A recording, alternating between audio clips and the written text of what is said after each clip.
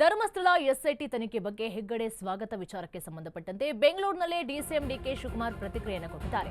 Dharmasthala SIT ತನಿಖೆ ಬಗ್ಗೆ ಹೆಗ್ಗಡೆ ಸ್ವಾಗತ ವಿಚಾರಕ್ಕೆ ಸಂಬಂಧಪಟ್ಟಂತೆ ಬೆಂಗಳೂರಿನಲ್ಲೇ ಡಿಸಿಎಂ ಡಿಕೆ ಶಿವಕುಮಾರ್ ಪ್ರತಿಕ್ರಿಯೆಯನ್ನ ಕೊಟ್ಟಿದ್ದಾರೆ. ಕಾಂಗ್ರೆಸ್ ಯಾರಿಗೂ ಕೂಡ ತೊಂದರೆಯನ್ನ ಕೊಡೋದಿಲ್ಲ. ನಾವು ಕಾನೂನಿನ ಚೌಕಟ್ಟಿನಲ್ಲಿ ನ್ಯಾಯವನ್ನ ಒದಗಿಸ್ತೇವೆ. ತಪ್ಪು ಮಾಡಿದವರಿಗೆ ಕಾನೂನು ರೀತಿ ಕ್ರಮ ಆಗುತ್ತೆ. ನಾವು ಧರ್ಮಸ್ಥಳ ಪ್ರಕರಣದಲ್ಲಿ ಮಧ್ಯ ಪ್ರವೇಶವನ್ನ ಮಾಡಲಿಲ್ಲ. ಇನ್ನು ಅಧಿಕಾರಿಗಳ ಬಳಿಯೂ ಏನು ಅಂತಾನೂ ಹೇಳಿಲ್ಲ. ಎಷ್ಟು ದಿನ ಮಾಧ್ಯಮಗಳಲ್ಲಿ ಬಂದ ವರದಿಯನ್ನ ನೋಡಿದ್ದೇವೆ. ಅಂತಿಮವಾದ ವರದಿ ಬರಲಿ, ನಂತರ ಮಾತಾಡೋಣ ಅಂತ ಹೇಳಿದ್ದಾರೆ. ಬೆಂಗಳೂರಿನಲ್ಲಿ ಡಿಸಿಎಂ ಡಿಕೆ ಶಿವಕುಮಾರ್ ಹೇಳಿಕೆಯನ್ನ ಕೊಟ್ಟಿರುವಂತದ್ದು. ಕಾಂಗ್ರೆಸ್ ಸರ್ಕಾರ ಯಾವತ್ತೂ ಕೂಡ ಯಾರಿಗೂ ತೊಂದರೆಯನ್ನ ನಾವು ಬಯಸುವುದಿಲ್ಲ.